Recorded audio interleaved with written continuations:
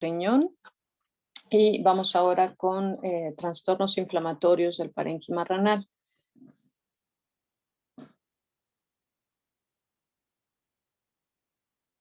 Entonces, vamos a ver, ya hemos estado viendo algunas de estas alteraciones, pero ahora vamos a ver las alteraciones inflamatorias del parénquima glomerular, perdón, del parénquima renal, y lo vamos a ver por partes. Entonces, primero vamos a ver lo que sucede cuando tenemos un proceso inflamatorio a nivel del glomérulo, ¿ok? Entonces, a esto es a lo que le llamamos glomerulitis, o más frecuentemente lo van a encontrar como glomerulonefritis, ¿ok? Glomerulitis, el término como tal, solamente indicaría el proceso inflamatorio a nivel glomerular. Sin embargo, como el glomérulo es la parte inicial de la nefrona, cuando hay un proceso inflamatorio que está afectando a una parte de la estructura, en realidad, ¿no? Ya lo saben, el resto de la estructura también se ve afectada. Y lo más frecuente es que si tenemos un proceso inflamatorio a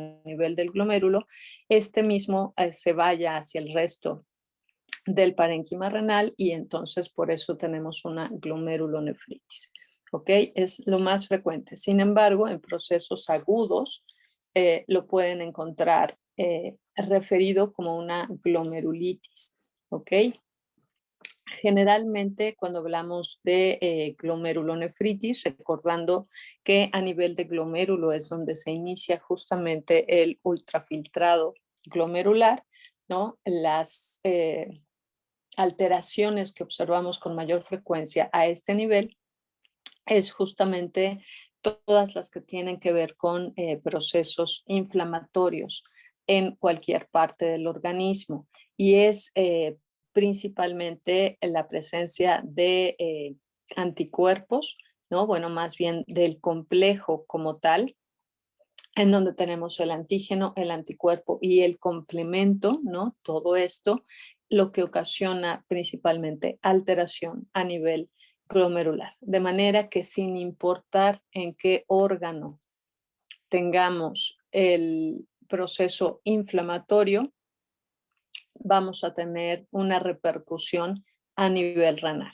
¿Ok? De ahí que muchas veces en procesos inflamatorios crónicos, no sé, pensemos por ejemplo en el día de ayer, por ejemplo, que tenían ahí una espirocerca, ¿no? En un proceso inflamatorio crónico, aunque sea un granuloma a nivel esofágico, continuamente en el organismo se están produciendo anticuerpos contra este agente etiológico, ¿ok? Y esto a la larga, además de que puede llegar a ocasionar localmente en el sitio de inflamación un fibrosarcoma, por ejemplo, podría ser que ocasionara a nivel sistémico también un daño glomerular que a su vez va a afectar al resto del parénquima renal. ¿Sale? Entonces, lo que vamos a empezar a ver ahorita va a ser el tipo o la clasificación de las glomerulonefritis que se pueden llegar a presentar. Entonces, vamos a ver que tenemos tres principales. La glomerulonefritis membranosa, que como su nombre indica, está afectando principalmente y en un inicio a las membranas, principalmente las membranas basales, la glomerulonefritis proliferativa, en donde tenemos un incremento en las células del mesangio. Normalmente este incremento celular se da por la presencia de células inflamatorias a nivel del mesangio y una combinación de ambas, que es la glomerulonefritis membranoproliferativa, en donde tenemos tanto alteración a nivel de la membrana como la presencia de células inflamatorias. La mayoría de las glomerulonefritis terminan siendo membranoproliferativas y como consecuencia de cualquiera de estas tres tenemos a la glomerulitis o glomerulonefritis esclerosante, ¿ok? Que es como la parte final de cualquiera de estas alteraciones. Vamos entonces a ver. En la glomerulonefritis lo que tenemos son cambios vasculares, ¿no? Recuerden, las células inflamatorias están llegando por los vasos sanguíneos y también tenemos alteraciones a nivel de los túbulos y del intersticio, que es lo que se observa con mayor frecuencia. ¿Ok? Entonces, normalmente la lesión inicia a nivel del glomérulo, pero conforme va avanzando esta lesión en el tiempo, entonces ya tenemos afectado el resto del parénquima. ¿Ok? Las glomerulonefritis inmunomediadas las podemos encontrar en, bueno, ya les había dicho, en procesos infecciosos, ¿no? En procesos autoinmunes, de manera que, por ejemplo, todos los pacientes que podemos tener con algún tipo de alteración autoinmune, como pueda ser el lupus, pénfigo, pueden al final o a la larga, al final o a la larga, ocasionar alteraciones a nivel renal. Y normalmente el tratamiento que se da a pacientes con algún tipo de alteración autoinmune es procurar disminuir este proceso inflamatorio, lo cual ocasiona finalmente un inmunocompromiso en estos individuos, ¿no? De manera que ahí es muy importante estar haciendo una revisión constante, porque la mayoría de las veces también se ocasiona este inmunocompromiso con el uso de esteroides, ¿no? Entonces es muy importante hacer la evaluación de estos pacientes que tienen algún tipo de alteración autoinmune para estar revisando, por un lado, el funcionamiento de las adrenales, porque el uso continuo de esteroides va ocasionando una alteración a nivel adrenal y es muy frecuente que desarrollen Cushing los pacientes que tienen un tratamiento con esteroides constante, ¿ok? Es también muy importante estar revisando el daño renal que se está produciendo por el proceso inmunomediado en general, ¿ok? Algunas neoplasias o la mayoría de las neoplasias, si ustedes recuerdan, las neoplasias en realidad lo que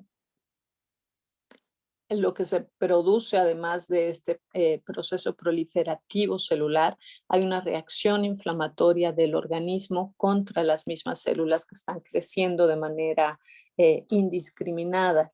Entonces, siempre que tenemos un proceso neoplásico y entre más maligno sea el proceso, es mayor la inflamación. También con estos procesos neoplásicos vamos a tener procesos inflamatorios crónicos. ¿Ok?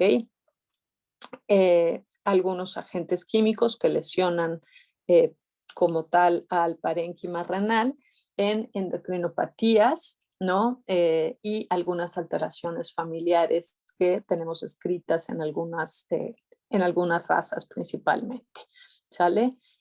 ¿Qué alteraciones vamos a tener cuando tenemos afectado al glomérulo?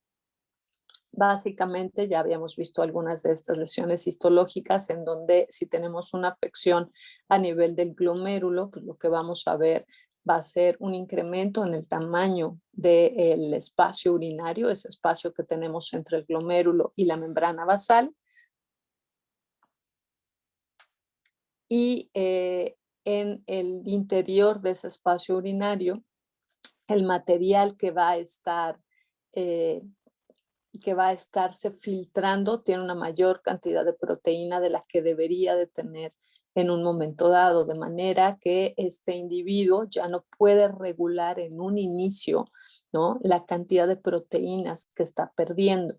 Entonces, por un lado, clínicamente nosotros podemos detectar una proteinuria y entonces eso es indicativo de daño a nivel glomerular o glomérulo intersticial. Y por otro lado, vamos a tener entre mayor cantidad de proteínas estén saliendo del torrente sanguíneo, pues entonces esto a su vez nos va a ocasionar también que tengamos menor cantidad de proteínas circulando en torrente sanguíneo y esto suele ocasionar un desequilibrio electrolítico. Entonces también esto nos ocasiona que se activen los mecanismos para intentar regular este mecanismo electrolítico, y generalmente tenemos afección cardíaca que termina en en un inicio con una dilatación ventricular derecha, y si esto continúa, entonces ya podemos llegar a desarrollar una insuficiencia cardíaca derivada de una insuficiencia renal. Para que esto pase, evidentemente se necesita tiempo, ¿no? Que la lesión sea presente, y normalmente por eso es que solemos, una vez detectada una lesión renal, pues se procuran hacer modificaciones en la dieta de los individuos para evitar llegar a este daño renal. ¿Ok? ¿Qué es lo que se observa en las glomerulonefritis de manera aguda? En un inicio, lo que vamos a observar, si hay un proceso inflamatorio, ustedes se acuerdan de los signos cardinales de la inflamación, ¿no? Rubor, dolor, aumento, eh, tumor, ¿no? Aumento de tamaño, y posteriormente pérdida de la función. Pero entonces lo que vamos a ver en un principio va a ser un un riñón que se observa aumentado de tamaño, que se observa de color rojo, ¿no? Y posteriormente, una vez que ya empezamos a tener cambios degenerativos derivados de este proceso inflamatorio, entonces es que ya se va observando la disminución en el parénquima renal. Y aquí algo importante ubicar, normalmente de las primeras alteraciones que tenemos cuando tenemos una afección a nivel glomerular es que se pierde la relación córtico-medular. Ustedes, espero se acuerden, ¿no? La relación normal entre corteza y médula es una parte de corteza por 3 partes de médula. Si ustedes observan en esta imagen, ¿no? El riñón en esta parte, bueno, por un lado tiene una dilatación de los vasos sanguíneos muy importante. Esto finalmente es como hay un proceso hipertensivo porque los glomérulos están afectados en, eh, en la región cortical, entonces empieza a haber un incremento, una dilatación en el tamaño de los vasos sanguíneos anteriores, en este caso serían las arcuatas las que están recibiendo este incremento de presión, y esta dilatación es básicamente lo que nos ocasiona estas alteraciones. Se observan como si fueran quistes renales en esta imagen en particular, no es una lesión quística, ¿no? De nivel tubular, básicamente es un proceso de dilatación muy grave de los vasos sanguíneos renales, ¿ok? Entonces, lo siguiente que observan es, vean la relación entre la corteza y la médula. Aquí ya se perdió. Tenemos una relación casi 1 a 1, o a lo mejor aquí, ¿no? Como 1.5 a 1. Pero entonces esta relación ya se pierde, ¿no? De manera que cuando tengan un riñón, ¿no? La manera como para revisarlo es primero revisar la superficie. La mejor manera para poder revisar el riñón es retirando la cápsula. Sin embargo, cuando tenemos lesiones túbulo-intersticiales, ¿no? Es muy frecuente que sea muy difícil de retirar la cápsula, y la mayoría de las ocasiones, al retirar la cápsula, el parénquima renal en procesos de deshidratación muy severa o con afecciones túbulo-intersticiales, al momento de retirar la cápsula, parte del parénquima se queda pegado a esta cápsula, y normalmente eso ocasiona que se deshaga el parénquima renal al retirar la cápsula, ¿ok? Entonces, bueno, hay ocasiones en donde no retiramos la cápsula justamente porque estamos observando que al quitarla, sobre todo eso, aquí para cuestiones académicas de imágenes, siempre les presentamos riñones sin cápsulas. Sin embargo, en las piezas que van a poder observar, no siempre van a tener la cápsula quitada, justamente para que no se desbarate tanto el órgano una vez que esa pieza se decidió conservar como material educativo, ¿no? Entonces, eso, bueno, es lo primero que hacemos. Revisamos la superficie del riñón. Posteriormente, buscamos hacer un corte justo a la mitad del órgano, para que podamos observar justo esto y poder evaluar entonces a la superficie de corte la relación córtico-medular, por un lado, ¿no? Cómo se encuentra la presencia de este parénquima renal y la relación que existe también entre la pelvicilla y la médula, ¿ok? Vean el espacio normal, ¿no? A pesar de que sabemos que en este parénquima renal tenemos lesiones glomerulares y túbulo-intersticiales, vean el espacio que tenemos entre la médula y la pelvicilla renal. El espacio que ahí debe de existir es mínimo, ¿ok? La orina en condiciones normales por ahí se va y sigue hacia el ureter.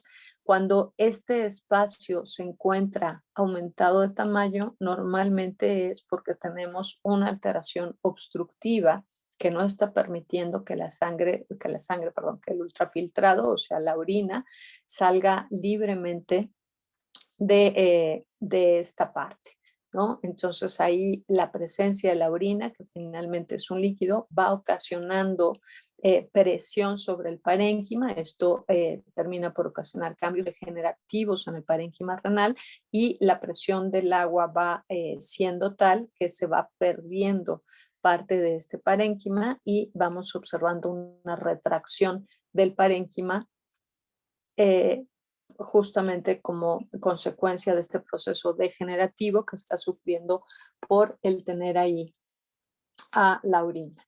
Y a eso le llamamos hidronefrosis, ¿ok? De manera que otra consecuencia que podemos llegar a tener en un proceso obstructivo sobre todo de las vías urinarias, ya sea a nivel de ureter, a veces alteraciones a nivel de vejiga o bien alteraciones a nivel de uretra que ocasionan alteraciones en vejiga y en ureter, ¿no?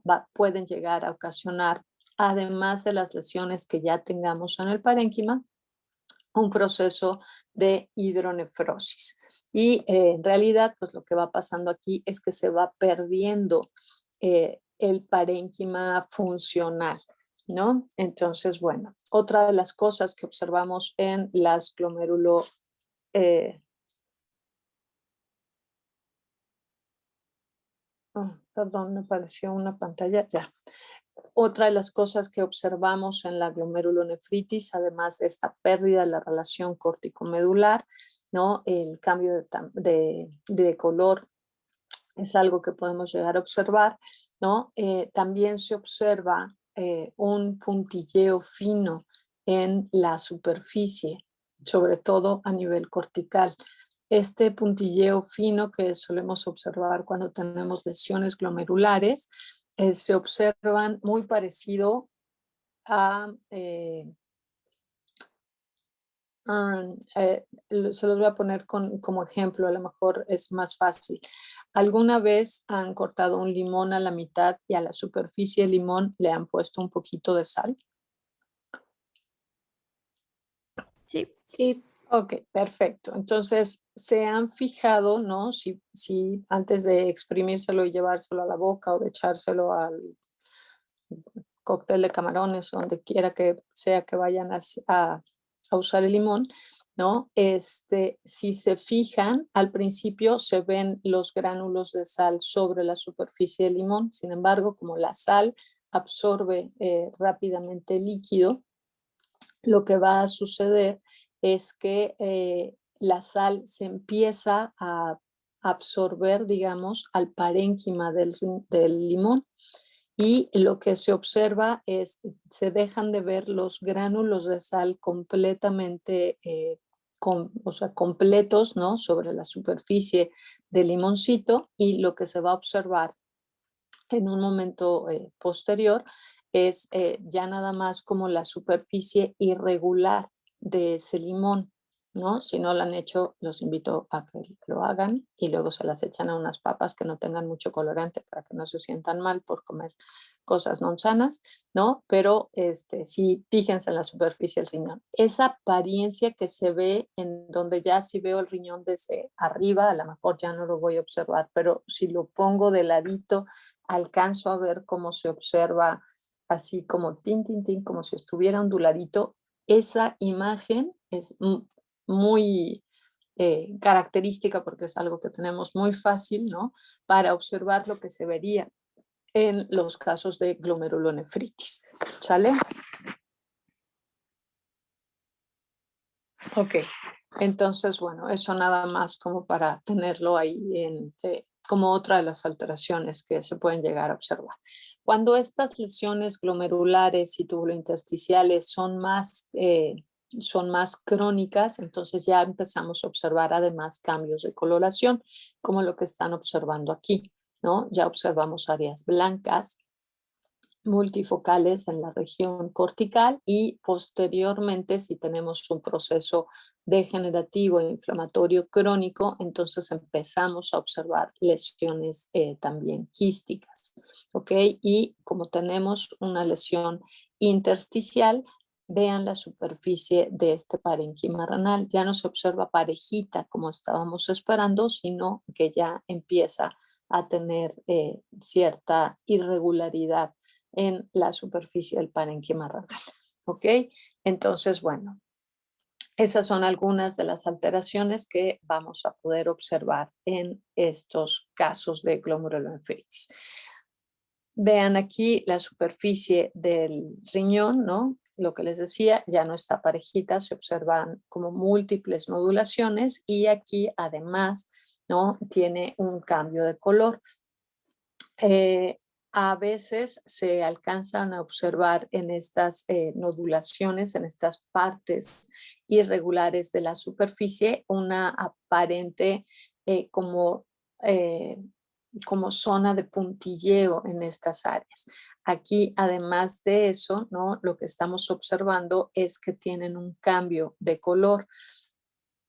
Este cambio de color hacia amarillo o anaranjado es algo que se observa muy frecuentemente en los casos de amiloidosis, ¿no? Y ustedes recordarán que en procesos inflamatorios crónicos o bien en algunos procesos inmunomediados y sobre todo cuando hay cierta predisposición del individuo justamente a formar amiloide, el amiloide se forma de estos complejos inmunes, solamente que se empiezan a polimerizar las proteínas y este amiloide se empieza a depositar principalmente en vasos sanguíneos, ¿ok? Entonces se deposita en los vasos sanguíneos, a veces se deposita en la serosa de los vasos sanguíneos y esto lo observamos en muchos órganos, pero el riñón es uno de los órganos en donde podemos observar el amiloide con mayor frecuencia y lo observamos como cambio de color, ¿ok?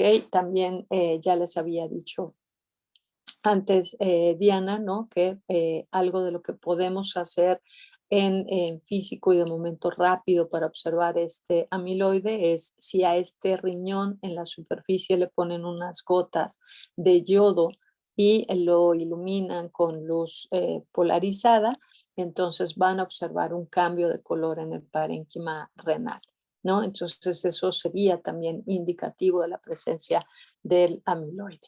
Entonces, bueno, eh, aquí lo mismo, no sé si alcancen a observar, vean este puntilleo blanco, cómo se observa en la superficie, ¿no? Se parece a esto que les decía de la imagen del riñoncito, perdón, del limoncito, ¿no? Es muy parecido. Aquí a lo mejor la relación córtico-medular, pues no la alcanzamos a observar, pero nuevamente vean el incremento en el tamaño de los vasos. Normalmente son las arcuatas las que se ven más afectadas. Recuerden que las arcuatas están justamente ahí en la separación entre la corteza y la médula. Por cierto, les puse unas presentaciones más en el Classroom y una de esas presentaciones es esta, la que dice histo y fisio de repaso, una cosa por el estilo, en donde vienen tanto imágenes de riñones normales como esquemas para que se acuerden cómo está la, la vasculatura dentro del parénquima renal. ¿Sale? Entonces espero que le den una revisada a ese material.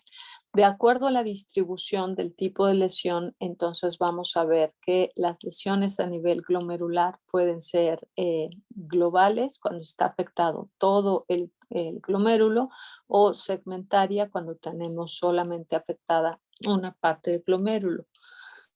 Perdón. Y de manera normal, a veces esto de global o segmentario no lo saltamos a menos de que estemos haciendo un estudio así como muy específico, particular de riñón, y normalmente la que utilizamos es la de este lado, en donde tenemos eh, la distribución de las lesiones glomerulares en el parénquima renal como tal, ¿no? Entonces vemos una vista, digamos, panorámica del parénquima renal o en un seco fuerte, ¿no? En un aumento, por ejemplo, y ahí ya es más fácil ver, ok, de esta imagen que estoy observando en mi campo visual en el microscopio, cuántos glomérulos estoy viendo afectados, ¿no? Y eso justamente es lo que nos permite hablar de una distribución generalizada, de una distribución focal, es cuando nada más es uno, normalmente es como difícil de evaluar,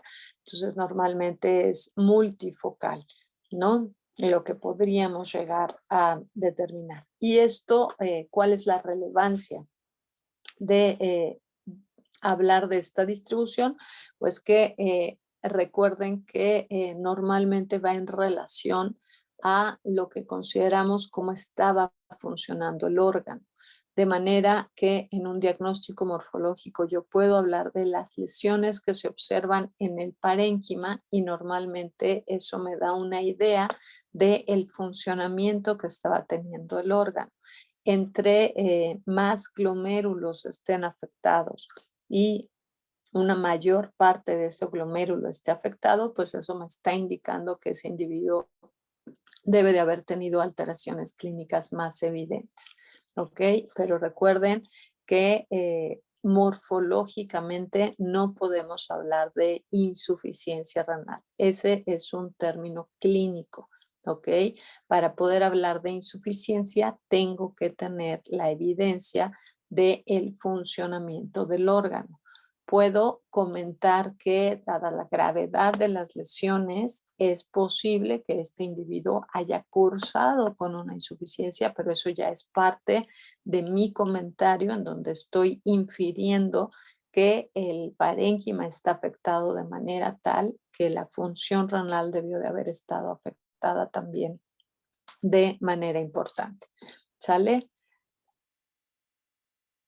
Ok, entonces aquí básicamente lo que tenemos en las glomerulonefritis membranosas, el engrosamiento de la membrana basal, en las proliferativas, el incremento en las células del mesangio por células inflamatorias, membrana proliferativa, la relación de las dos, y las esclerosis, el proceso final de estas. ¿Ok? Entonces aquí lo que observamos, para poder observar bien y poder hacer un diagnóstico preciso de una enfermedad o alteraciones glomerulares, normalmente los cortes histológicos en condiciones normales se realizan a 6 micras. Cuando queremos hacer la evaluación de riñón, y dado que lo que queremos evaluar es justamente el grosor de las membranas a nivel de los glomérulos, entonces se le suele solicitar a los clínicos, perdón, a los técnicos, que hagan un corte a 3 micras, es decir, a la mitad, para que sea lo suficientemente delgado, para que yo no tenga una imagen muy engrosada de la lesión a nivel glomerular. Y normalmente, además de la tinción de rutina, que es la de hematoxilina y eosina, solemos solicitar además, ¿no? Una tinción de PAS para poder observar las mucinas ácidas, ¿no? Y una tinción de tricrómica de Masson para poder observar el reemplazo del tejido renal normal por tejido conectivo fibroso, y entonces alcanzamos a observar justamente, ¿no? Esta es una tinción de una tricrómica de Masson, en donde vean el engrosamiento de la membrana basal. Y tenemos tanto la membrana de la cápsula como la membrana basal glomerular que se encuentra muy engrosada. ¿Ok? Aquí es muy evidente y acá es todavía aún más evidente. ¿Ok? Y lo que les decía, este espacio urinario está aumentado de tamaño y además alcanzamos a observar justamente evidencia, ¿no?, de material proteináceo. Si se fijan, aquí tengo como, se ve como si fueran restos de la tinción. En realidad, si solamente fuera una orina normal, no veríamos absolutamente nada, pero el, el colorante se queda fijado en esta parte justamente porque hay proteína que se puede quedar ahí para ser fijado. Entonces, si alcanzamos a observar este material acelular en los espacios urinarios, esto nos habla de que en este lugar tenemos proteína y a esto se le denomina histológicamente proteinosis. ¿Ok? Normalmente va de la mano la presencia histológica de esta proteinosis con el que encontremos en una muestra de orina, en un examen general de orina, la evidencia de proteinuria, ¿ok? Pero yo no puedo hablar de proteinuria en una muestra histológica, solamente puedo hablar de que tengo evidencia de proteína en los espacios urinarios y eso otra vez me sugiere que el individuo presentó proteinuria, pero la única manera de probarlo pues es si le hicimos un examen general de orina y evaluamos la muestra de estos individuos. ¿Ok?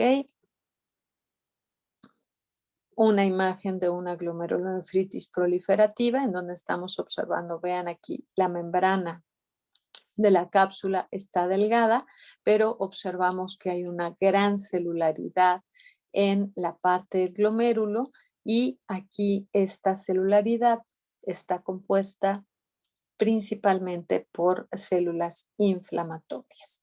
¿Ok? Entonces, tenemos un poco de todo. Tenemos tanto células inflamatorias polimorfonucleares como mononucleares. ¿Ok? Entonces, esta sería un ejemplo de una glomerulonefritis proliferativa y lo que les decía, con mayor frecuencia lo que observamos son glomerulonefritis membranoproliferativas, en donde tenemos la presencia tanto de células inflamatorias en el intersticio del glomérulo como un proceso inflamatorio o de engrosamiento de las membranas basales, tanto de las membranas basales glomerulares como de la cápsula como tal. ¿Sale? Entonces, bueno, básicamente ahí las imágenes para que lo tengan claro y hablamos de procesos de esclerosis glomerular cuando este tejido renal está siendo o es reemplazado por tejido conectivo fibroso y entonces lo que observamos, ¿no?, es como consecuencia de este proceso degenerativo, pues aquí vean el engrosamiento y el reemplazo de lo que era ese espacio urinario por tejido conectivo fibroso, todavía con evidencia de células que están ahí atrapadas, pueden ser o células inflamatorias o bien la presencia de los mismos fibroblastos que están produciendo todo este tejido conectivo. Lo que sí es que lo que va a terminar pasando, ¿no?, es que en cuanto más incrementa el tejido conectivo, pues se van perdiendo la funcionalidad de los glomérulos y normalmente estas lesiones esclerosantes las observamos en los casos de riñones terminales, ¿no? En donde ya tenemos lesiones crónicas porque ya tenemos un proceso de fibrosis, es decir, de reparación que se llevó mucho tiempo y normalmente también lo que observamos, bueno, pues también como parte de este tejido conectivo fibroso, es aquí en donde ya empezamos a observar, ¿no?, con mucha mayor claridad la presencia de quistes en el parénquima renal, y estos quistes pueden ser una enfermedad glomerular quística o bien una enfermedad tubular quística, ¿no? Pero es justamente a consecuencia de este tejido conectivo fibroso que va ocasionando estas alteraciones, y a su vez, ¿no? Entre más cantidad de tejido conectivo, pues más irregular se vuelve el parénquima. Dime, Alejandra. Como que no me ha quedado muy claro la diferencia entre membrana proliferativa y proliferativa. Ok. Normalmente la proliferativa, ok, bueno, la membranosa sí no tenemos duda, ¿no? Es donde tenemos el engrosamiento de las membranas basales. Normalmente, por ejemplo, en procesos inmunomediados o autoinmunes como tal, es en donde observamos estas lesiones membranosas. Y las lesiones proliferativas las vemos derivados de procesos inflamatorios, ¿no? De manera, por ejemplo, que si tengo una septicemia, si tengo una lesión inflamatoria, no sé, una enteritis o lo que sea, como hay un incremento de células inflamatorias a nivel sanguíneo, pues estas células inflamatorias finalmente van a ser filtradas a través de los riñones, y acuérdense que las arteriolas, tanto la aferente como la eferente, están aquí justo en la base de los glomérulos, que es en donde inicia la nefrona, y es aquí justo en esta parte a nivel glomerular en donde tenemos que estas células inflamatorias, ¿no? Empiezan a verse presentes a nivel del glomérulo. Sí, es simple, ¿no? O sea, imagínense el glomérulo como una esponja, ¿no? Si esa esponja lo único que le pongo es agua, ¿no? Pues entonces solamente la voy a ver más pesada, la exprimo y solamente sale agua.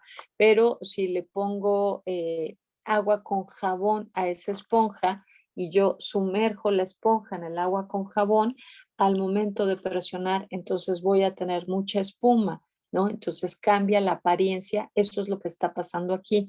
Entre más células inflamatorias estén viajando o estén circulando en el torrente sanguíneo, al pasar en el parénquima renal, voy a tener más células inflamatorias aquí.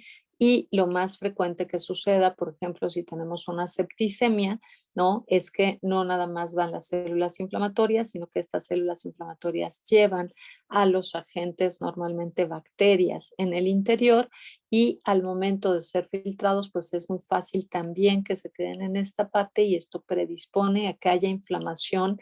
Ahora no nada más en el sitio en el que tenía la alteración, sino ya tengo inflamación en el parénquima renal. ¿Sale?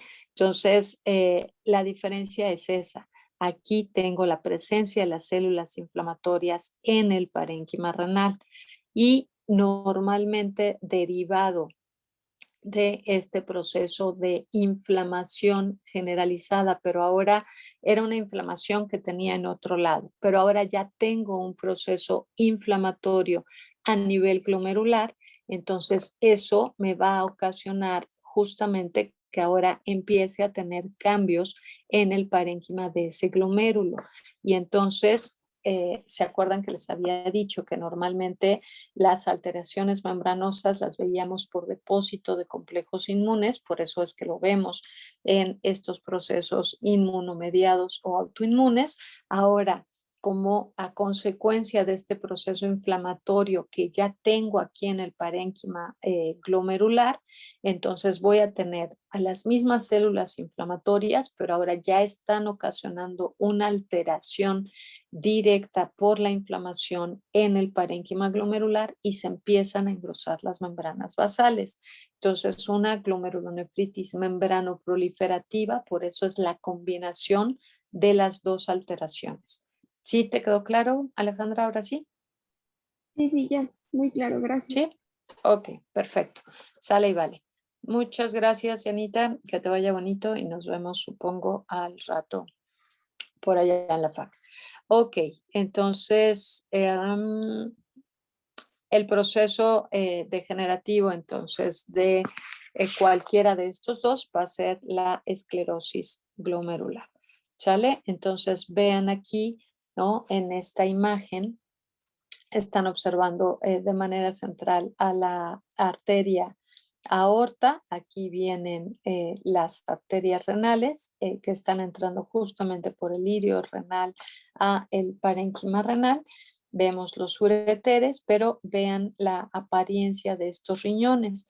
Ya tenemos una superficie regular, tiene estas áreas multinodulares en la superficie, las áreas de depresión. Observo la superficie del corte, veo que hay una pérdida de la relación córtico-medular importante. Aquí ni siquiera es 1:3, aquí es como 0.5 a 5 veces, ¿no? O sea, porque aquí la lesión la estoy observando principalmente afectando a la zona cortical, pero se está perdiendo esta zona cortical, ¿ok? Vean también, por un lado, la dilatación de los vasos sanguíneos y por otro lado ya tenemos áreas quísticas en el parénquima, ¿ok? Entonces esto es lo que observaríamos, además de la disminución de tamaño de estos órganos, ¿no? Cuando tenemos una lesión crónica en el parénquima renal. Normalmente estas áreas de irregularidad en la superficie y cuando tenemos ya estas alteraciones en donde ya alcanzamos a ver, ¿no? Vean cómo se observan estas áreas deprimidas en la superficie de los riñones. Eso es porque el intersticio renal está afectado. Ya no es nada más, o sea, ahí sí nos queda claro que tenemos ya no nada más una lesión a nivel glomerular, sino que ya todo el intersticio del riñón está afectado, de manera que en las nefritis intersticiales es muy frecuente que tengamos este tipo de alteraciones. Ahorita vamos a hablar de los procesos inflamatorios. Esto nada más me gustaría que le den una revisada. Estos son algunos de los agentes etiológicos que pueden llegar a afectar al riñón, pero en realidad, bueno, ya vemos que tenemos virus, bacterias, protozoarios, neoplasias, procesos autoinmunes o enfermedades familiares. Aquí están enlistados algunos, pero en realidad ya vimos que cualquier proceso inflamatorio en cualquier parte del organismo me va a ocasionar alteración a nivel renal, ¿ok? Entonces, bueno, ¿qué tipo de alteraciones podemos ver en los casos de infecciones virales? Pues dependiendo, ¿no? Sobre todo cuando tenemos agentes virales que lesionan a los vasos sanguíneos, es mucho más fácil que veamos alteraciones de manera, digamos, aguda a nivel renal, ¿ok? Entonces, el riñón es normalmente un buen órgano para observar alteraciones derivadas de los agentes etiológicos que estén involucrados. De manera que si estoy pensando, por ejemplo, en adenovirus o en herpes virus, el riñón es un buen órgano para poder observar estos cuerpos de inclusión intranucleares. No es tan fácil que veamos los cuerpos de inclusión, por ejemplo, en el caso de lesiones como parvo o moquillo, ahí sí no es como el mejor lugar para verlos, pero sí más factible en los virus DNA, ¿ok? Pero bueno, en los casos, les decía, en donde tenemos afección de los vasos sanguíneos, como es en el caso de los arterivirus, como el de la anemia infecciosa equina, ¿no? Es muy fácil que tengamos lesiones vasculares y dado que lo que tenemos en el parénquima renal son principalmente arterias, ¿no? O sea, son muchos vasos sanguíneos, pero principalmente arterias, un sistema capilar principalmente arterial, es muy fácil distinguir las alteraciones vasculares en el parénquima renal. ¿ok? Y bueno, pues la imagen les está mostrando un caballo con anemia infecciosa equina, en donde por las lesiones vasculares que tenemos en todo el organismo, es muy fácil que tengamos anemias, ¿no? Tenemos lesiones vasculares, perdón, tenemos pérdida de sangre y muy frecuentemente podemos encontrar en estos individuos sangrados en cualquier otra parte del organismo. Es muy fácil encontrar esplenomegalia y si revisamos histológicamente los órganos, lo que vamos a observar van a ser estas lesiones en donde tenemos un proceso de arteritis, normalmente con necrosis fibrinoide de las paredes vasculares, ¿no? Entonces, esto lo observamos sobre todo a nivel de las arteriolas glomerulares en el parénquima renal y bueno, pues eso básicamente nos va a ocasionar procesos inflamatorios muy importantes en los riñones de estos individuos. ¿Ok?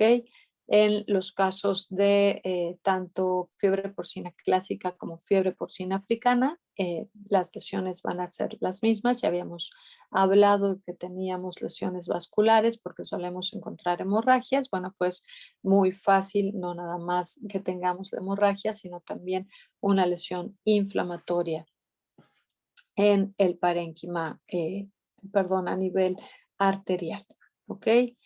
En los casos de bacterias, pues lo que vamos a observar va a ser la evidencia del vaso sanguíneo obliterado o con la presencia de las bacterias y las células inflamatorias también en este lugar. Macroscópicamente lo que se puede observar, ustedes se acuerdan cómo se veía en el parénquima respiratorio, en el parénquima pulmonar, cuando tenemos lesiones tromboembólicas por, por bacterias, ¿no? Que se observaba un puntito blanco y alrededor una zona hiperémica, pues lo mismo se va a observar en el caso de glomerulonefritis embólicas en el parénquima renal, ¿no? Estos mismos cambios que ya hablamos, en donde tenemos el cambio en la relación córtico-medular, las áreas pálidas, pero además se observan, además de esta superficie irregular que veíamos del limoncito,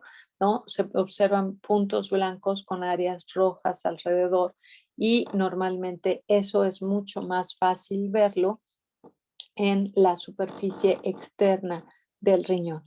De manera que muchas de estas alteraciones que observábamos, aquí ya no, porque ya está todo engrosado, ¿no? Pero mucho de lo que observamos en áreas como esta, ¿no? Son estos puntilleos y esto nos indica que tuvimos bacterias involucradas en este proceso crónico degenerativo. ¿Sale? Ok. Entonces, bueno, eso es nada más parte de lo que podemos observar histológicamente. Aquí les están enseñando por donde están entrando la sangre a este ovillo glomerular. Observamos principalmente ahí, es en donde se observa con mayor facilidad la presencia de las bacterias y una gran cantidad, evidentemente, de células inflamatorias vinculadas o relacionadas a estas bacterias que están entrando a nivel del glomérulo. Así se observa microscópicamente, macroscópicamente pues se observa un puntilleo blanquecino con un área rojita alrededor cuando ya tenemos la hemorragia rodeando a la lesión inflamatoria. ¿Cuáles son las bacterias que pueden llegar al parénquima renal? En realidad, cualquier bacteria que esté ocasionando una lesión septicémica puede llegar al parénquima renal. Sin embargo, hay algunas bacterias que tienen una mayor predisposición por llegar al parénquima renal. Y dentro de estas tenemos a Actinobacillus eculi como una de las que observamos en equinos con mayor frecuencia, ¿no? Y Leptospira, ¿ok? Leptospira, bueno, cualquiera de las serovariedades o de los subespecies de Leptospira pueden llegar y tienen predisposición por llegar al parénquima renal. Sin embargo, bueno, pues aquí tienen además erisipela, ¿no? Erisipela trexosopatiae, Arcanobacterium piógenes, Corynebacterium pseudotuberculosis, Escherichia coli. En realidad, cualquier bacteria tiene la capacidad de llegar y lesionar al parénquima renal. Ok, es frecuente que cuando tenemos procesos inflamatorios localizados en algún lugar del cuerpo, tengamos lesiones renales, pero un caso particular es lo que sucede en los casos de piometra, justamente porque tenemos una gran cantidad de bacterias que están eh, literalmente creciendo y ocupando espacio sin que sean fácilmente detectados por el sistema inmune, porque al estar dentro del endometrio, ¿no? Normalmente el individuo está, o la hembra, está inmunocomprometida porque está como parte de protección para las crías que debería de estar gestando, ¿no? Hay un inmunocompromiso generalizado para que no se ataque a ese individuo que está en formación. El problema es que aquí, ¿no? Tenemos una contaminación bacteriana y entonces si había crías, esas crías se van a perder por la contaminación bacteriana, y si no había crías y solamente tenemos esta piometra por desórdenes metabólicos hormonales, entonces las bacterias solamente crecen y crecen y crecen y está todo ahí contenido dentro del útero, que además tiene una capacidad de crecimiento, ¿no? Para poder contener a las crías muy grande. Entonces es muy fácil que pasen desapercibidos los signos clínicos en los casos de piometra, y normalmente los signos que se llegan a observar como de manera característica, pero cuando ya tenemos piometras avanzadas, son poliuria, polidipsia y posteriormente, no aquí si no hay polifagia, solamente poliuria, polidipsia, el aumento de la cavidad abdominal, ¿no? Y posteriormente, una vez que las hembras empiezan a intoxicar con las toxinas bacterianas, entonces ya empiezan y pueden llegar a presentar fiebres, pueden llegar a presentar decaimiento, ya dejan de comer y entonces es hasta ese momento que presentan ya realmente signos clínicos asociados. ¿Ok? Pero normalmente para que lleguen a eso es porque ya tenemos lesiones como estas, ¿no? Entonces aquí estamos viendo un útero, el cual está completamente ocupado, y en el interior lo que tenemos es solamente exudado purulento, ¿no? Entonces, normalmente derivado de la piometra, bueno, pues lo que se hace es retirar el cuerpo uterino, ¿no? Evidentemente salvar la vida de la paciente, aunque aquí, bueno, pues evidentemente esta paciente ya no va a poder volver a gestar, ¿no? Pero lo que es más importante siempre es nuevamente evaluar el funcionamiento renal.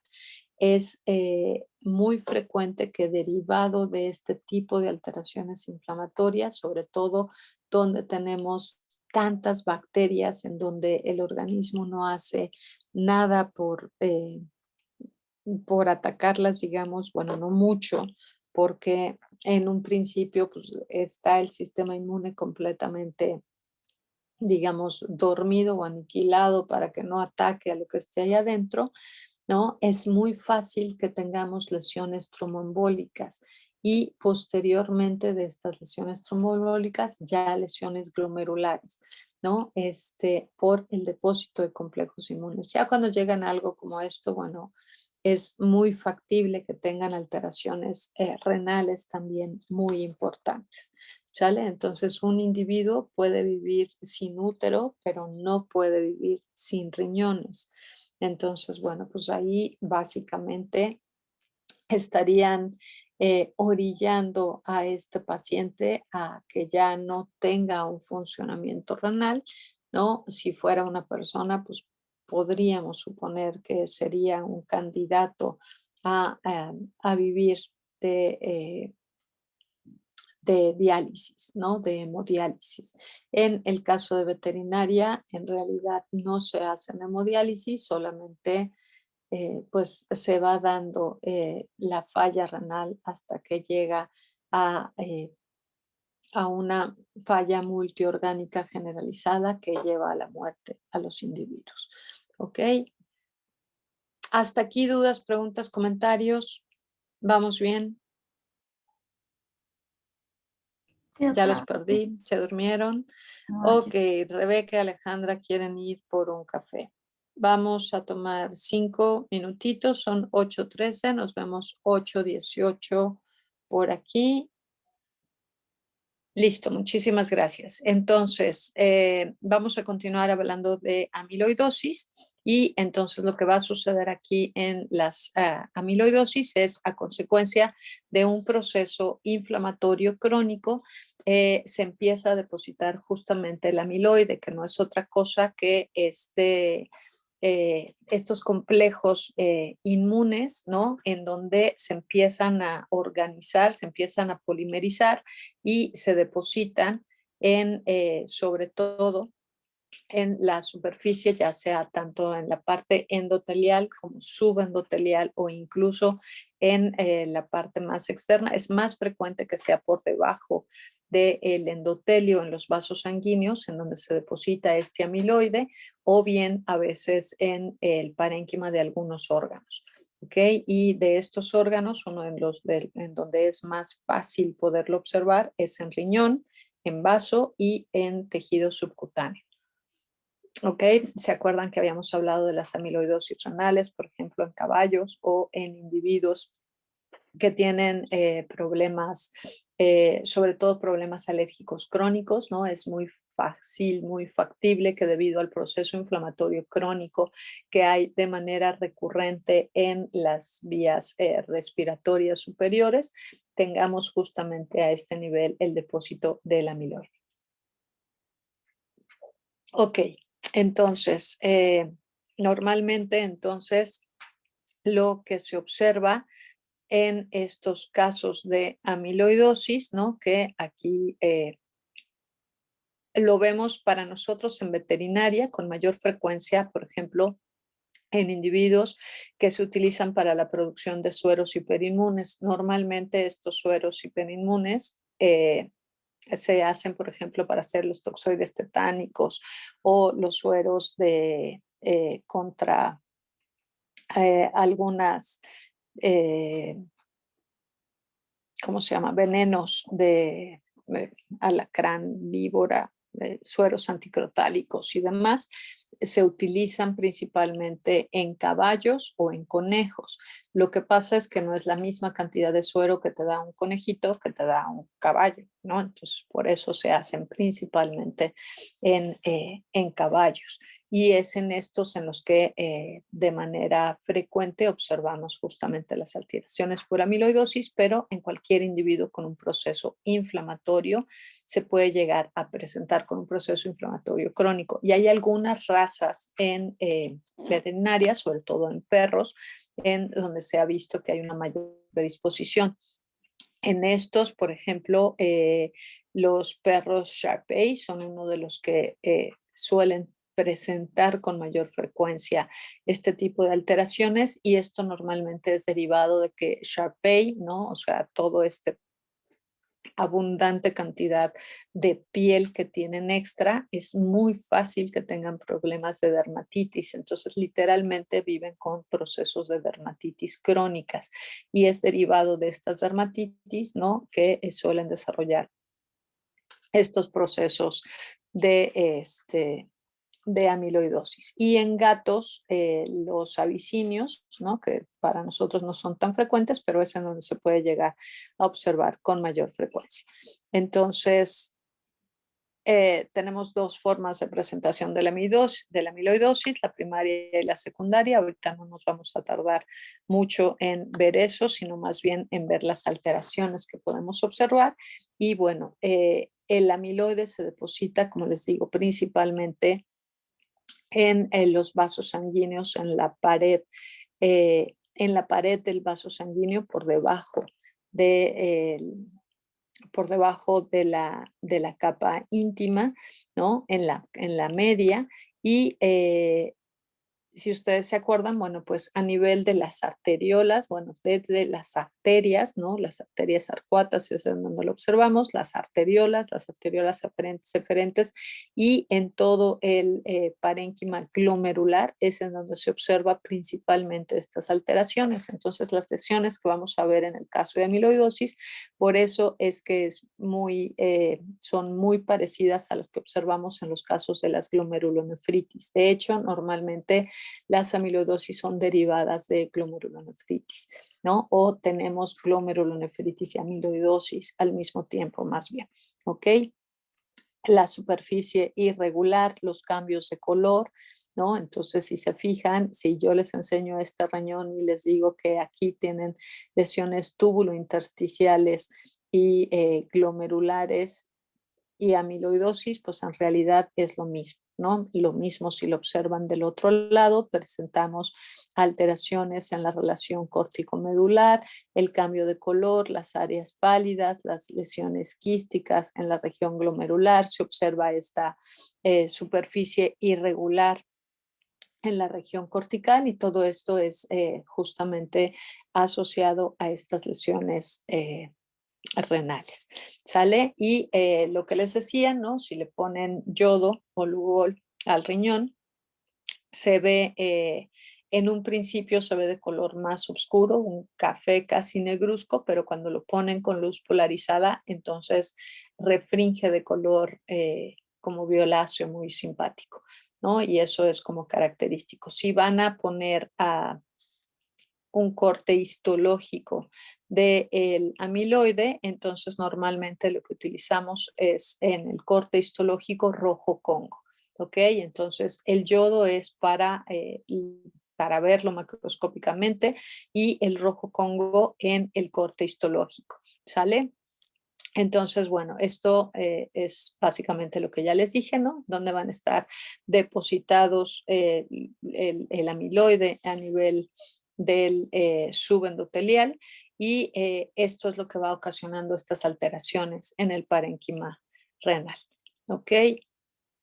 Y quiero ver si no vienen alteraciones con rojo Congo, pero bueno, el amiloide en rojo Congo literalmente se ve rojo, ¿no? Pero el rojo es como un rojo ladrillo y normalmente el resto de la laminilla se ve más como cafecita. Entonces, en donde es positivo es un poco más rojo y lo demás es de un color más claro. Pero lo que nos sirve cuando tenemos este rojo Congo es mover, ya sea si tenemos un microscopio confocal que tenga luz polarizada, ¿no? O en el microscopio normal mover el micrométrico y entonces estas áreas que se ven de color rojo ladrillo más refringentes, digamos, digo, más prominentes, al mover el microscópico, el micro, refringen y entonces eso nos indica que ahí el amiloide está reaccionando justamente con el rojo Congo y que esa tinción es positiva. Esto es mucho más fácil verlo en vivo, ¿no? Porque se puede mover el micro que tomarlo en una imagen histológica porque pues, se ve cafecito con rojo, ¿no? Entonces no necesariamente es relativamente fácil que se observe. Ok, lesiones intersticiales del parénquima renal. Cuando hablamos de lesiones intersticiales, pues normalmente es cuando ya tenemos afectado todo el parénquima tubular, es decir, recordemos que los procesos inflamatorios suelen iniciar a nivel glomerular, después se van hacia los túbulos y después se va hacia el intersticio. Y muy frecuentemente, ¿no? Dependiendo cuál sea la causa de este proceso inflamatorio, la lesión se va de los vasos sanguíneos al intersticio, después a los glomérulos y después a los túbulos. Normalmente hablamos de nefritis intersticiales cuando ya tenemos afectado todo el parénquima renal, ¿ok? Entonces, nefritis como tal es la inflamación del riñón y cuando hablamos de una nefritis intersticial es que ya está afectado todo el intersticio del parénquima renal, ¿sale? Entonces aquí en las nefritis intersticiales podemos tener lesiones agudas o lesiones crónicas y lo mismo dependiendo el tipo de lesión, pues va a ser la distribución que se va a presentar, ¿ok?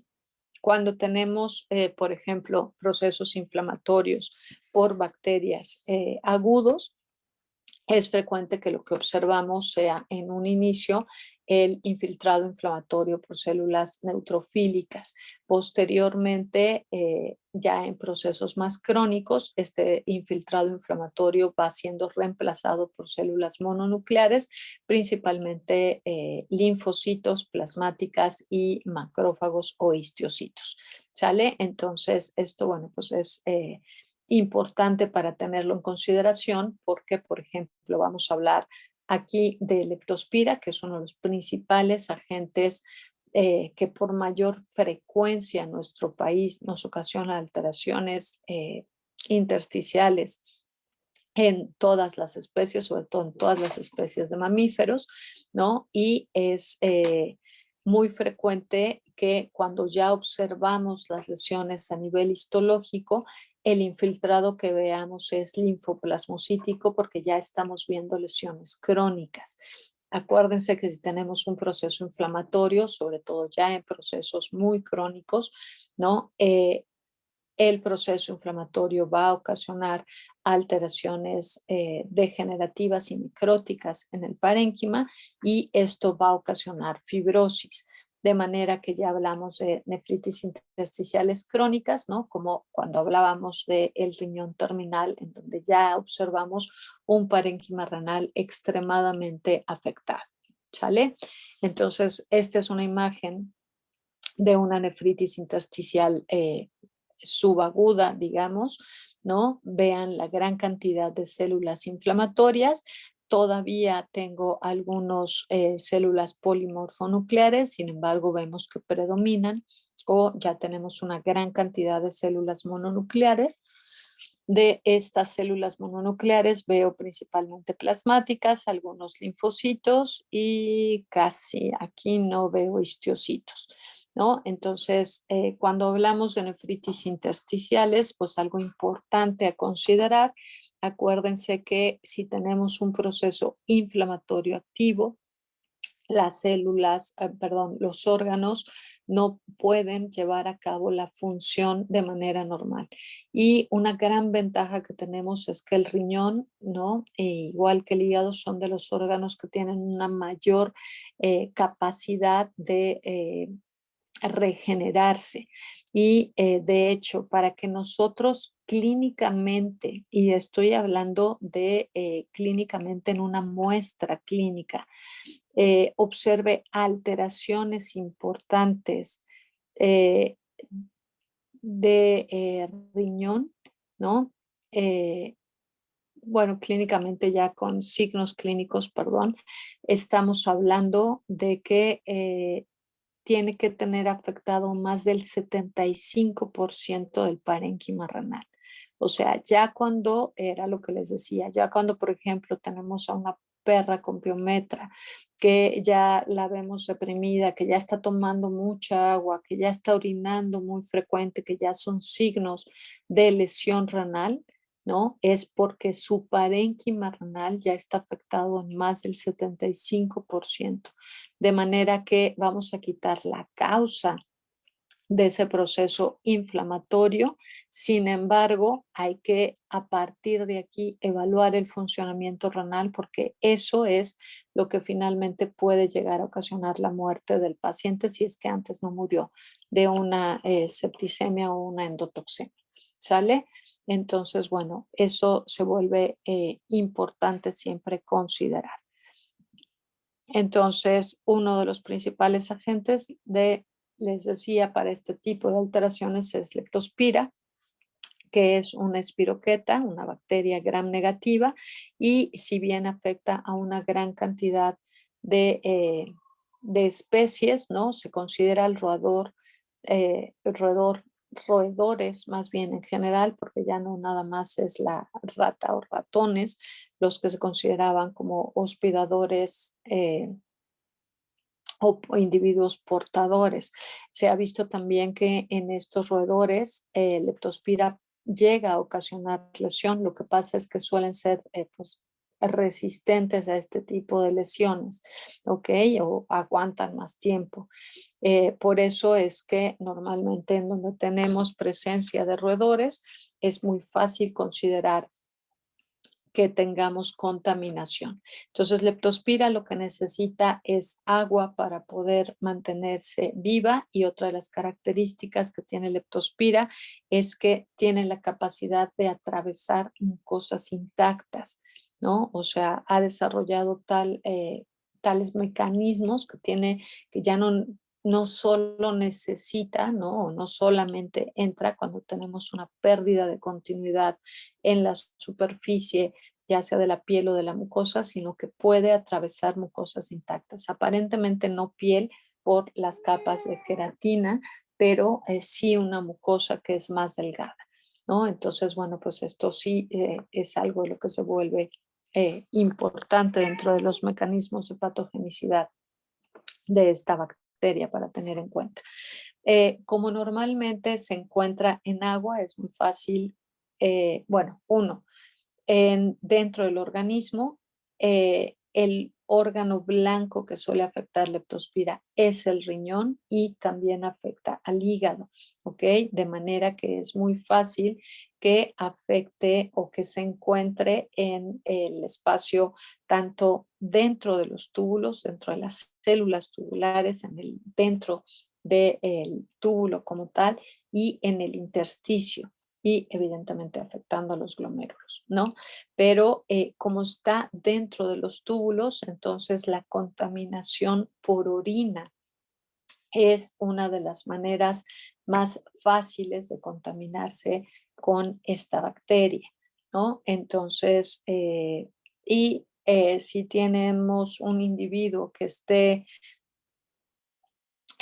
infectado con leptospira puede tener una infección subclínica y no mostrar signos y contamina con su orina un cuerpo de agua, entonces lo que vamos a tener va a ser que estas bacterias se van a diseminar a casi cualquier sitio a través justamente del agua, de manera que en lluvias, en la temporada de lluvias, es cuando tenemos con mayor frecuencia las afecciones, sobre todo en campo, ¿no? Considerando ratas que contaminen cuerpos de agua y que lleguen las vacas o no nada más vacas, ratones, ovinos, gatos, perros. Normalmente los gatos se considera una especie que tiene una mayor resistencia a, a las infecciones por leptospira, sin embargo, también les llega a afectar. ¿Ok? Les digo, si afecta a los mismos ratones, que eran los que anteriormente considerábamos como los portadores asintomáticos principales, pues bueno, también a los cazadores de estos individuos que solían o suelen presentar una mayor resistencia, los puede llegar a afectar. Entonces, en realidad, lo único bueno que tiene la leptospira es que no discrimina, ¿no? A cualquiera le afecta de la misma manera. Y son espiroquetas, entonces tienen esta forma como de S, ¿no? Muy característica y es mucho más fácil ponerlas de manifiesto. A veces en las tinciones de Gram, si bien son bacterias Gram negativas, es difícil que las espiroquetas, sobre todo que las leptos, se pongan de manifiesto. Entonces, normalmente para verlas, lo que usamos son tinciones de plata, tinciones argénticas, siendo la tinción de Wartin-Starry una de las que más usamos en la práctica en el laboratorio para ponerlas de manifiesto. Y entonces con esta tinción de plata lo que observamos es justamente esto, ¿no? La presencia de las espiroquetas, vemos los núcleos, la membrana nuclear y como ya tenemos pues una importante lisis celular, pero las espiroquetas ahí están ellas felices de la vida, ocasionando alteraciones inflamatorias en el parénquima. ¿Sale? Entonces, bueno, esto más o menos para que vean cómo está, ¿no? La exposición primaria es a partir de la contaminación, ya sea por roedores o de cualquier individuo que esté infectado. Y lo que les digo, no a través de la piel intacta, pero sí a través de la mucosa. Y si además tenemos una solución de continuidad, pues entonces es mucho más fácil que ingrese al individuo. Una vez dentro del individuo, entonces va a viajar y se va a empezar a diseminar o a reproducir en el torrente sanguíneo y gracias a esta diseminación sanguínea es capaz de llegar a casi cualquier lado, siendo el intersticio renal uno de los órganos en donde tiene mayor predisposición para localizarse.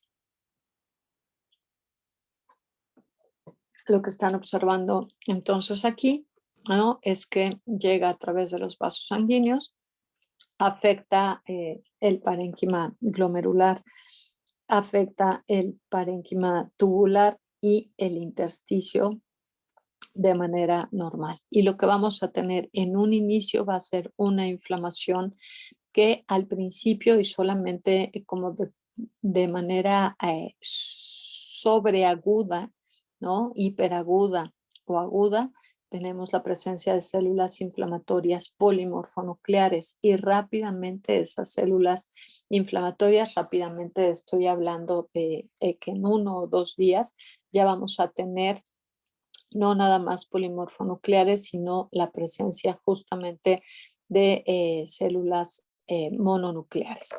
¿Sale? Entonces, es frecuente que las lesiones que ocasionan, además de este infiltrado inflamatorio, pues sean cambios degenerativos y necróticos en el parénquima renal. ¿Sale?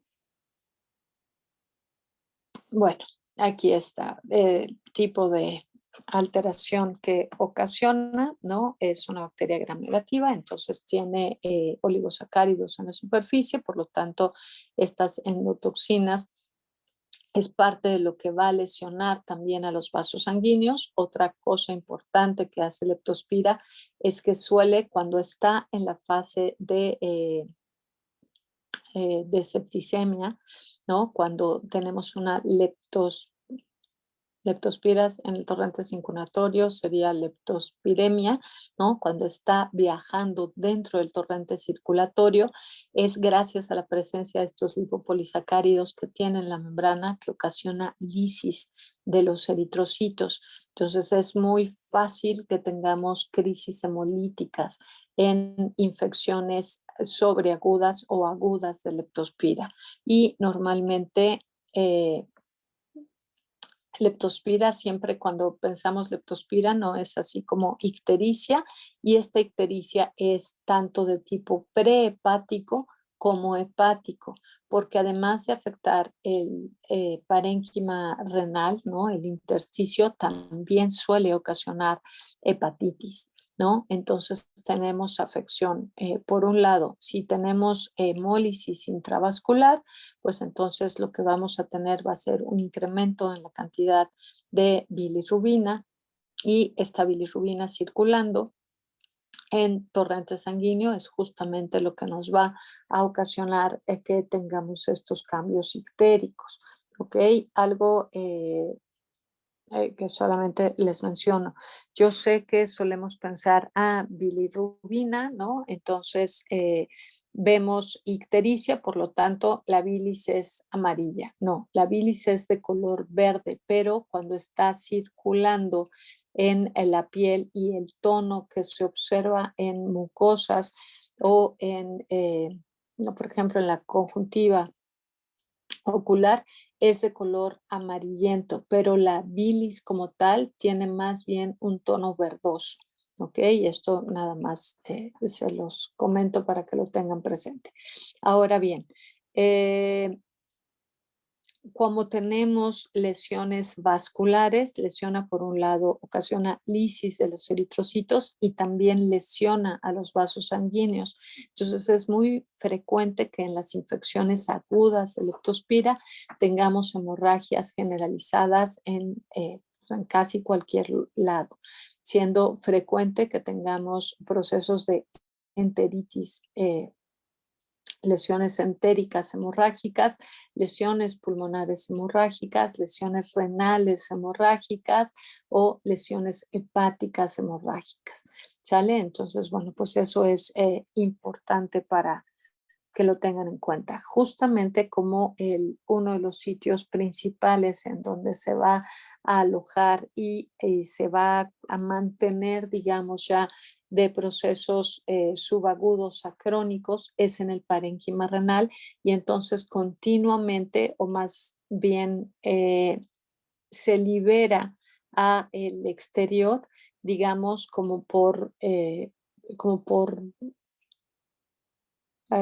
les diría como por temporadas, pero como por tiempos, ¿no? O sea, salen y luego dejan de salir, como que se producen, vuelven a salir. Entonces, una de las maneras más fáciles para poder hacer el diagnóstico de leptospira es justamente con la observación en campo oscuro de la orina.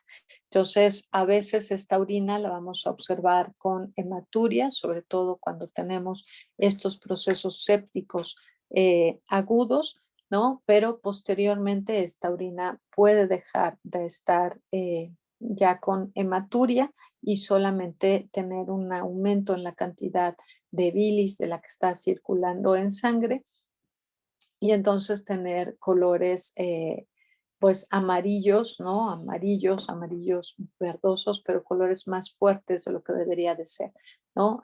Son como si tuvieran una orina muy concentrada justamente porque es lo que está filtrando.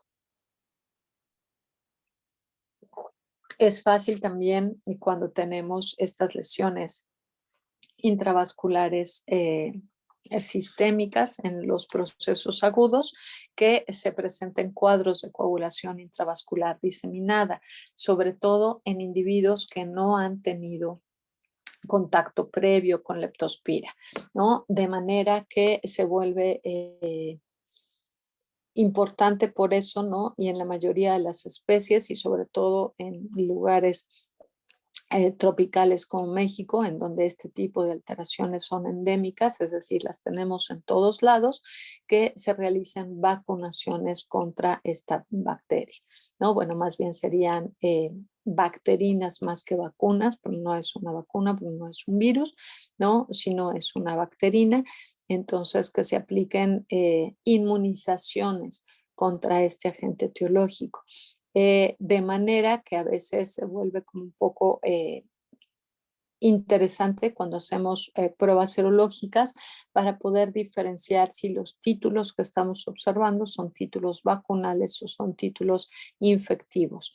Y la otra, ¿no? Que también nos ayuda mucho es, bueno, ver si yo sé que estoy aplicando una bacterina en donde tengo tres subespecies o variedades de leptospira, bueno, cuántas estoy encontrando en mi estudio serológico. Si tengo más de las que yo estoy aplicando, entonces ya independientemente de los títulos vacunales, me quedaría claro que esos títulos de esas especies que yo no apliqué en una bacterina, pues son derivados de procesos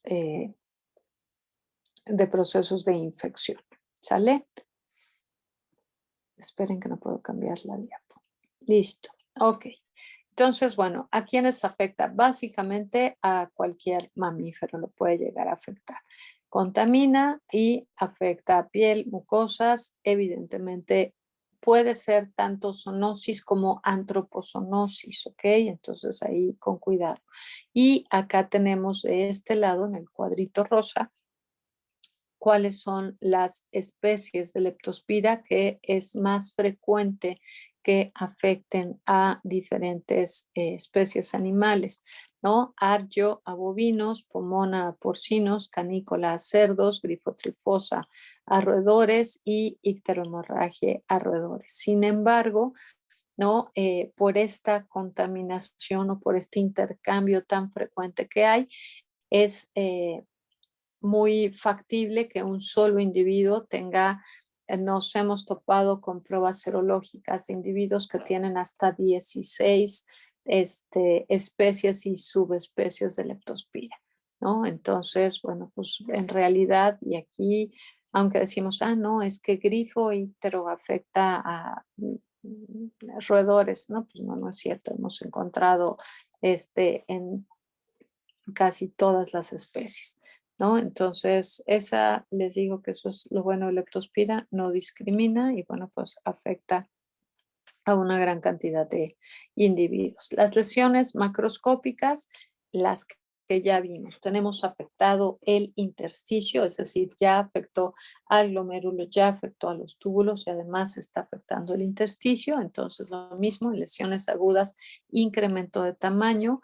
En lesiones crónicas ya vamos a tener esta apariencia irregular del parénquima renal con estas áreas de depresión, estos cambios de color en el parénquima renal y también en la superficie de corte, bueno, pues como afecta también a túbulos y a glomérulos, pues la pérdida de relación córtico-medular, las áreas de cambio de color, está afectado el intersticio, así es que la fibrosis a nivel intersticial es mucho más aparente. Entonces vemos estas áreas blancas y la superficie irregular. Histológicamente, pues la presencia de infiltrado inflamatorio en el intersticio de los túbulos, ¿no? Vemos aquí lesiones quísticas importantes, tanto de glomérulos, que era como de los túbulos, con desde aquí, aunque estamos viendo una imagen panorámica, alcanzamos a ver la presencia de este material proteináceo dentro de la luz de los túbulos. No necesito estar viendo los cambios degenerativos de las células tubulares, estoy viendo la evidencia de la proteinosis y las células inflamatorias en el intersticio, así es que es un hecho que vamos a tener cambios degenerativos a nivel del epitelio tubular. ¿Sale? Entonces aquí lo importante es ver qué porcentaje del parénquima renal está afectado para poder determinar de qué va. Ojo, hablando de porcentajes afectados, a veces en algunas partes les gusta realizar biopsias de riñón, ¿ok? Para que una biopsia de riñón sea realmente representativa y podamos hablar de una lesión renal, se necesita tener por lo menos la evidencia de 8 nefronas en la imagen histológica, ¿no? Entonces, de preferencia y en condiciones normales, no es un órgano que se recomienda funcionar. De hecho, si ustedes revisan cualquier libro de citología, les va a decir órganos que no se funcionan, riñones y testículos, ¿no? La lesión, como hay una gran cantidad de vasos sanguíneos, la lesión hemorrágica que se va a ocasionar al tomar la muestra suele ser mucho más importante, ¿no? Entonces, de verdad, esto se hace solamente en casos así como muy particulares en donde se está buscando algo muy específico, como, no sé, como una prueba en particular para ver algo, pero si no, es mejor nunca tomar muestras ni de citología, mucho menos de biopsias renales. ¿Sale? Esto nada más para que lo tengan ahí en su información clínica. La imagen histológica de abajo les enseña la tinción argéntica de Wharton Starry, en donde están viendo la evidencia de las leptospiras aquí dentro de la luz de este túbulo, pero es normalmente mucho más fácil verlas dentro del citoplasma de las células epiteliales de los túbulos. ¿Sale? Entonces, más riñones con lesiones parecidas. Vean otra vez estas superficies irregulares, cambios de color, áreas hemorrágicas con cambios degenerativos, ¿no? Y esta apariencia irregular que es muy, muy característica. Los hallazgos histológicos, pues el proceso inflamatorio, o sea, hay inflamación, hay edema, ¿no? Y la evidencia de las bacterias, normalmente con tinción de Wharton-Splarin, si no, de verdad es muy difícil verla. Y evidentemente tenemos alteración inflamatoria a nivel de glomérulos, a nivel de túbulos y por lo tanto cambios degenerativos. Entonces a veces los cambios degenerativos son tan marcados que las células del epitelio tubular ocluyen la luz de los túbulos y entonces pues ya no hay como el paso de este ultrafiltrado que se está produciendo dentro del parénquima renal. ¿Sale? Entonces aquí en esta imagen histológica lo que están observando acá abajo pues es una gran cantidad de cambios degenerativos, tanto a nivel de la corteza como como la porción medular, en donde en lo que se observa de color azulito, ¿no? O violáceo, es el tejido conectivo fibroso, que ya vemos que tiene una gran cantidad de tejido conectivo fibroso, aquí principalmente a nivel de la médula, pero vean también en la unión córtico-medular y también ya se perdió la relación corteza médula. Desde aquí lo alcanzo a ver. Vean la corteza con esta parte de médula, aunque no estoy viendo si aquí justamente ya tengo a la pelvicilla renal, pero bueno, aparentemente, ¿no? Esto de la pérdida de la relación córtico-medular se ve macro, pero también aquí lo podemos llegar a observar. ¿Sale? Entonces, nada más vean estas imágenes porque son muy, muy características y es uno de los procesos inflamatorios que vemos con mayor frecuencia en nuestro país y en la mayoría de las especies. ¿Sale? Otro agente etiológico que puede llegar a ocasionar nefritis intersticial es encefalitosón cuniculi. Entonces, si bien encefalitosón afecta de manera principal, como su nombre lo indica, a conejos y ocasiona lesiones inflamatorias crónicas, ¿no? Tanto en el parénquima renal como una lesión muy característica que se observa de encefalitosón en los conejos son las afecciones en el sistema nervioso central. Es difícil que vayamos por la vida viendo, ese conejito como que camina raro, mira cómo ladea la cabeza, mira cómo se mueve de manera incoordinada, pero es muy fácil ver a los ojos de los riñones, de los conejos, perdón, a los ojos de los riñones no nos podemos ver, pero a los ojos de los conejos sí, y algo que se observa de manera muy característica es una uveitis, ¿no? Se observa el ojo y se observan como focos blancos. Eso se le llama uveitis facoclástica y en los casos de conejos, uno de los agentes etiológicos que vemos con mayor frecuencia ocasionando este tipo de lesiones es justamente encefalitosón. Ya cuando tenemos evidencia de la lesión blanca en el ojo, normalmente nos está indicando que este individuo ya tiene afección en sistema nervioso central, porque la otra alteración que produce en sistema nervioso central es una encefalitis, ¿no? Y normalmente la encefalitis es granulomatosa y es como multifocal. Entonces, dependiendo las zonas que estén afectadas en el parénquima encefálico, pues va a ser el tipo de alteraciones que se van a llegar a presentar. Sale y vale. Vamos a dejarlo aquí. Solamente no quería dejar de mencionar encefalitosón. Nos vemos el día de mañana y que les vaya bonito los que van a prácticas el día de hoy.